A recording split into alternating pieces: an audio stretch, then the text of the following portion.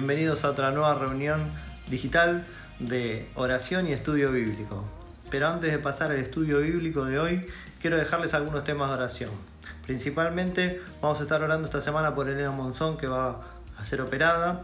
Vamos a orar también por las hermanas de la iglesia, las hermanas mayores, para estar orando por cada una de ellas. Y si las conoces o tenés el número de teléfono, también llamalas. Estar en contacto es bueno. Lo mismo por los hermanos mayores de la iglesia. Y en especial vamos a estar orando por Rubén, que está saliendo de una operación, para que él pueda tener una pronta recuperación y pueda estar al 100%. Vamos a orar también por Sofía Quimei López Dorado, por su salud, por su vida y por la de su familia. Oremos por ella también. Lo mismo que por Sarita y sus padres. Por Sarita Monzón y sus padres, estemos orando también por ella. Vamos a orar también, si pueden, por mi abuela Cora, para que el Señor la esté sosteniendo y esté bien y se encuentre lo mejor posible. Y también por el abuelo de Sabrina, si podemos hacerlo, Martín, para orar por Martín también, para que él está también saliendo de una internación que tuvo, así que pueda recuperarse al 100%. Y también no quería dejar que nos olvidemos de las familias que están pasando necesidad, tanto económica o de diferentes índoles. Estemos orando por estas familias para que puedan pasarlo lo mejor posible y, si está a nuestro alcance, poder ser de bendición en cada una de ellas. Así que ahora sí, pasamos al estudio de la palabra. Hola queridos hermanos, tanto tiempo. Hemos tenido otros predicadores estos días y bueno, hoy me toca a mí traer la meditación de la palabra de Dios. Y quería compartir con ustedes algo de el testimonio de cada uno de nosotros y también lo que debemos hacer frente a Dios en nuestra vida espiritual. Yo creo que usted y yo, que estamos dentro de un camino cristiano, tratando de agradar a Dios, con nuestras fallas, con nuestras luces, con nuestras sombras, queremos tratar de agradar a Dios y hacer su voluntad. Y a veces no lo logramos, quizá la mayor parte de las veces. Y nosotros anhelamos una vida espiritual más profunda, más cercana a Dios, así como anhelamos quizá tantas cosas de este mundo que nos rodea.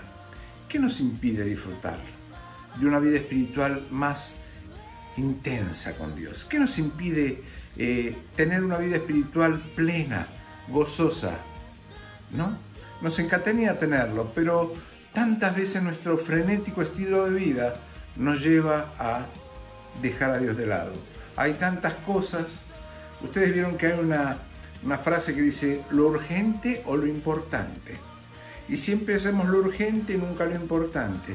Y pareciera que el lugar de Dios, que es muy importante, siempre tiene que ceder el lugar a las cosas urgentes de nuestra vida. ¿Cuánto hace que usted no se toma un tiempo para estar a solas con Dios? Esta es una época estival, quizás para algunos de vacaciones o de descanso. ¿Ha tenido tiempo de tomarse un tiempo a solas con Dios? ¿Estar a solas? ¿O está muy ocupado? ¿Está muy ocupada? Miren, el cristiano siempre pasa por estas luchas internas. ¿Le doy tiempo a Dios o hago lo que tengo que hacer? Bueno, lo de Dios lo hago después. Y siempre pasamos a segundo plano nuestra relación con el Señor. Yo quiero leerles a ustedes algo que el apóstol Pablo dice en Gálatas. En Gálatas él cuenta cómo se convirtió, cuenta qué fue lo que hizo al principio. Y fíjense, quiero sacar de este relato de Pablo algunos ejemplos para usted y para mí, para nuestra vida. Gálatas 1, capítulo 1, versículo 15 dice: pero cuando agradé a Dios, que me apartó desde el vientre de mi madre y me llamó por su gracia, revelar a su Hijo en mí para que yo le predicase entre los gentiles, no consulté enseguida con carne y sangre, ni subí a Jerusalén a los que eran apóstoles antes que yo, sino que me fui a Arabia y volví de nuevo a Damasco. Después, pasado 3 años, subí a Jerusalén para ver a Pedro y permanecí con él 15 días, pero no vi a ningún otro de los apóstoles, sino a Jacobo, el hermano del Señor. Hasta aquí la lectura por ahora de la palabra de Dios. Yo lo que quiero hacer mención en esto es que la palabra de Dios nos muestra que el apóstol Pablo, cuando él se convierte, ustedes recuerdan en Hechos 9 el camino a Damasco, cuando el apóstol, que era un perseguidor de la iglesia de los cristianos, cae de su cabalgadura y queda ciego y dice: Señor, ¿qué quieres que haga? Señor, ¿qué quieres que haga? Reconoce la autoridad de Dios. Y Dios lo lleva a estar ciego, orando, y lo manda a Ananías a que lo disipule, a que le hable del Señor, porque era un instrumento escogido el apóstol Pablo para él. Y ustedes saben que Pablo estuvo ahí orando, ciego, cuando llega Ananías, recibe la vista de nuevo, y aparentemente él, por el estudio de Hechos, uno parecería entender que Pablo empezó a predicar enseguida, pero no.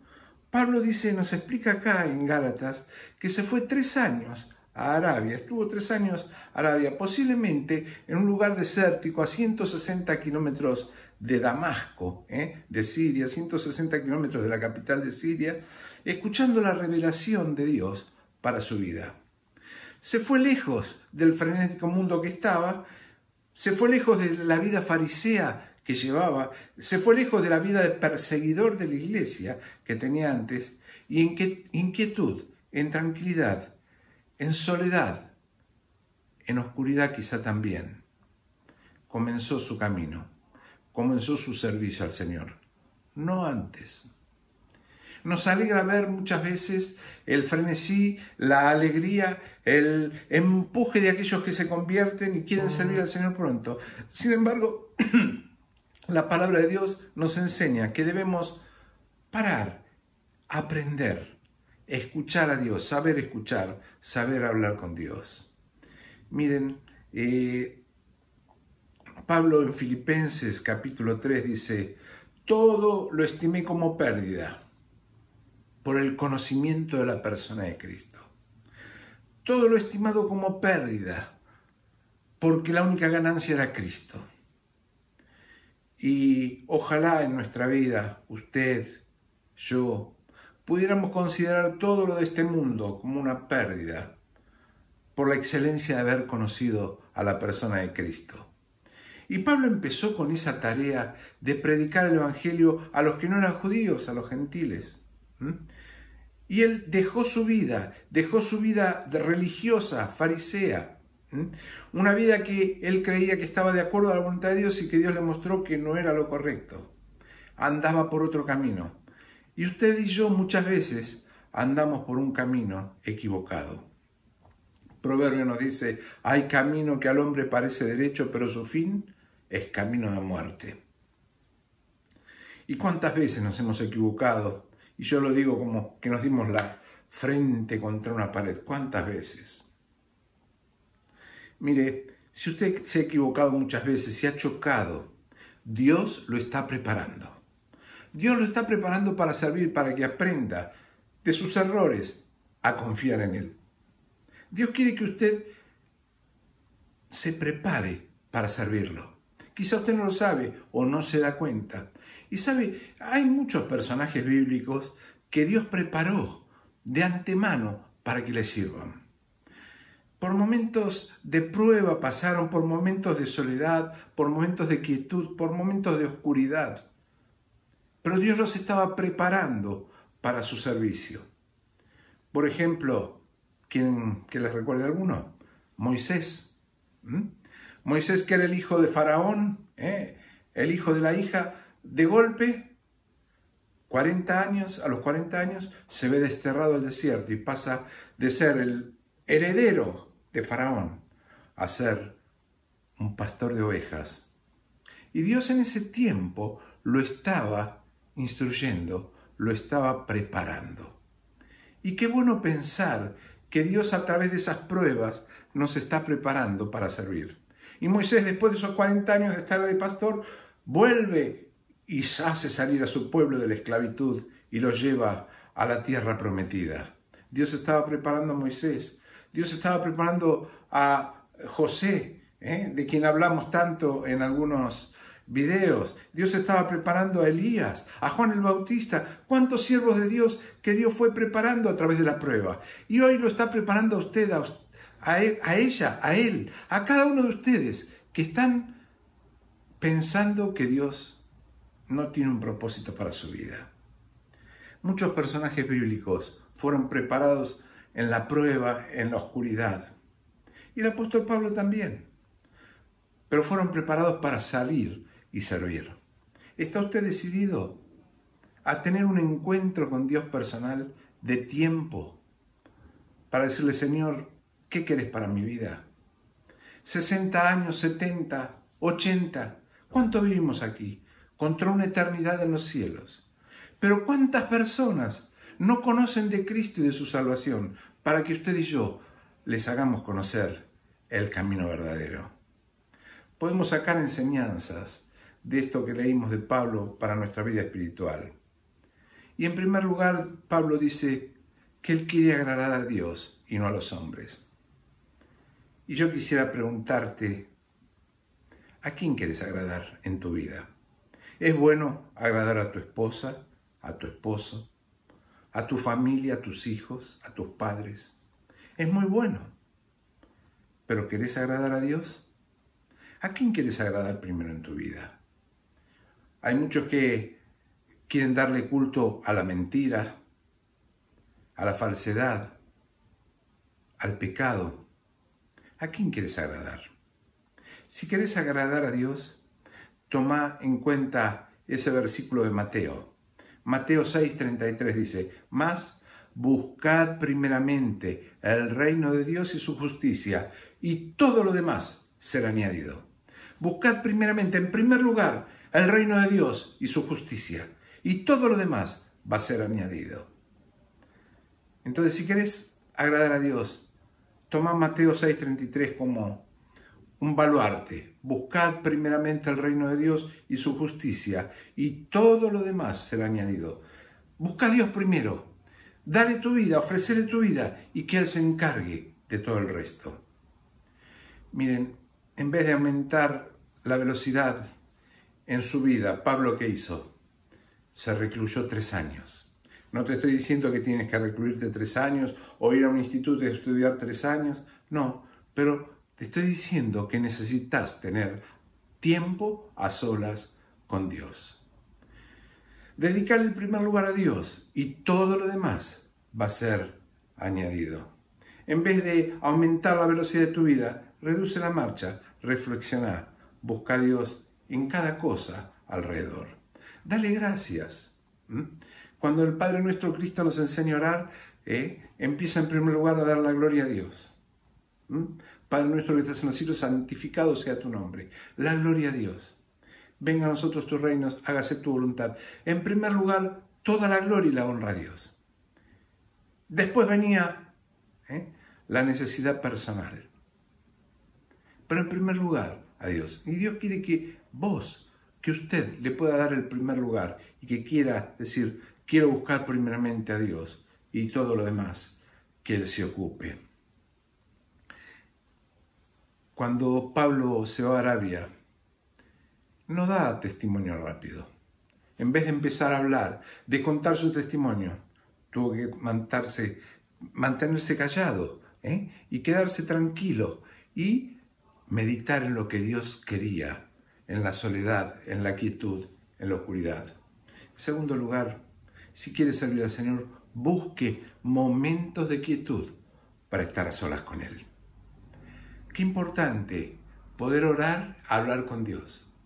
Pero a veces es un monólogo nuestro. Te doy, te pido, te digo, y no nos sentamos en quietud a leer la palabra y escuchar lo que Dios quiere para nuestra vida. ¿Quiere agradar a Dios? Tenga en cuenta este consejo. Tenga tiempo a solas con Dios. Está en una iglesia. Está en un grupo de hermanos. Ahora quizá no nos podemos reunir. Estamos todos por YouTube, por Zoom, por todas las herramientas que tenemos. Pero ¿cuántos hermanos ¿Cuántas hermanas han perdido la brújula por buscar poder dentro de la iglesia, para buscar poder dentro del grupo? Deje ese afán, descanse en Dios. Ni usted ni yo somos indispensables en la obra de Dios, pero sí es necesario que usted y yo hagamos lo que Dios quiere que hagamos. Yo leía el otro día la historia de Jonás, releía, y veía lo que Jonás, todos conocemos la historia, el gran pez que lo traga, que lo vomita a los 3 días. Pero Jonás era un cabezón, un cabeza dura como nosotros. Tenía un don que Dios le había dado y no lo quería usar porque tenía que ir a hablarle a los de Nínive, tenía que hablarle a los asirios. No quiero predicarle a ellos, quiero que se mueran, que se pierdan. Y Dios le tiene que hacer entender por la fuerza de que su tarea, su don era ese. Y él va, y todo el pueblo hasta el rey se arrepienten y hacen luto y piden perdón a Dios. Su mensaje fue escuchado. Y Jonás, en vez de estar contento, estaba triste. Dice, se arrepintieron. ¿Para qué? Yo la verdad que no quería que se arrepientan. Y nosotros muchas veces somos Jonasitos, o Jonasitas. Sabemos lo que Dios quiere, pero no queremos hacerlo.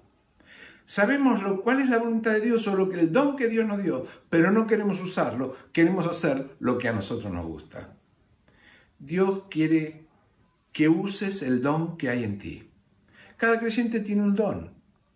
Cada creyente Dios le ha dado dones para ejercer, para poder ser de bendición a otros, porque los dones nuestros bendicen a los demás, bendicen a los que están al lado nuestro. Usa tus dones para la gloria de Dios. Primero, ¿querés agradar a Dios? Búscalo primeramente a Él. Segundo, en vez de buscar más poder, más afán, escucha la voz de Dios. Busca tiempo para tener a Dios. En tercer lugar, Dios quiere que valoremos a los demás, a los que están cerca nuestro, a nuestro prójimo.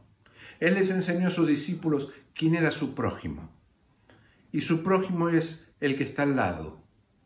Sea del color de piel que sea de la raza que sea del estatus social que sea, ese es mi prójimo. Y debo amarlo, y debo llevarle el mensaje del Evangelio. Dios quiere que valoremos a los demás, a nuestro prójimo. Ni usted ni yo, repito, somos indispensables en la obra. El único indispensable es Dios y la iglesia, el cuerpo de Cristo, es indispensable. Y sabes una cosa, Cristo busca corazones rotos, corazones que le busquen, corazones que estén sufridos, dolientes.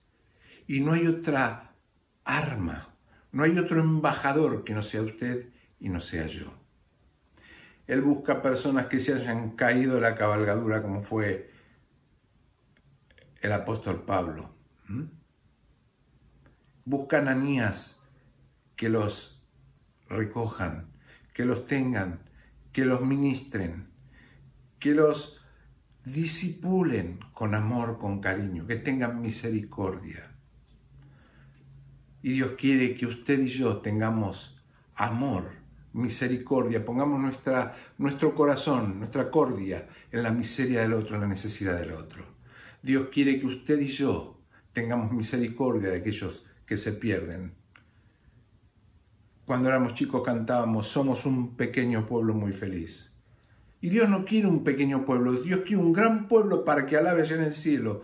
Pero los únicos que vamos a ser acá, embajadores de su palabra, somos usted y yo. Y debemos buscar esos corazones rotos para que Cristo los sane. Cuando Pablo cae de su caballo y enceguecido por la luz que había recibido, dice, Señor, ¿qué quieres que haga? Y yo quisiera invitarte en este mensaje a que tu vida espiritual pueda hacer un cambio. Puedas decirle al Señor, Señor, ¿qué quieres que haga? Señor, ¿qué quieres que haga de mi vida? Señor, con esta vida ambivalente, que estoy en los caminos tuyos y no estoy, con esta vida que oro algún día y otro día no oro, que a veces leo y a veces no leo, con esta vida que estoy con un pie en un lado y un pie en el otro. Señor, ¿qué quieres que haga? Señor, te entrego mi vida. Quiero buscarte primeramente a ti, para que tú te encargues de todo lo demás. El salmista decía: pacientemente esperé a Jehová, y él puso mis pies sobre roca firme. Qué bueno saber que Dios quiere lo mejor para usted y para mí. Y que si usted está en un tembladeral en su vida espiritual, Él puede poner sus pies en la roca firme. Él puede poner sus pies en su palabra y puede cambiar el destino de su vida y su servicio. El apóstol Pablo pasó 3 años separado, escuchando la voz de Dios. Y es necesario que usted y yo empecemos a tomarnos tiempo para hablar con Dios, pero también para escuchar. ¿Qué es lo que quiere Él para mi vida? Pero sobre todo, busquemos primeramente el reino de Dios y su justicia, y todo lo demás va a ser añadido. Dios quiere que nosotros entreguemos nuestro corazón, nuestra vida a Él, y Él dice que se va a encargar de todo lo demás. Deje lo urgente, deje lo importante. Busque primeramente a Dios y Él va a transformar su vida. Espere en Dios. Y como el salmista va a decir: espere en Dios, porque aún he de alabarte, he de bendecir tu nombre. Ojalá que sea nuestra experiencia o nuestro cambio en la vida diaria, buscar de corazón a nuestro Señor. Que esta semana podamos caminar tomados de la mano del Señor y decirle: Señor, espero en vos, creo en vos, ocúpate vos. Yo soy un hijo, una hija tuya. Que el Señor nos bendiga.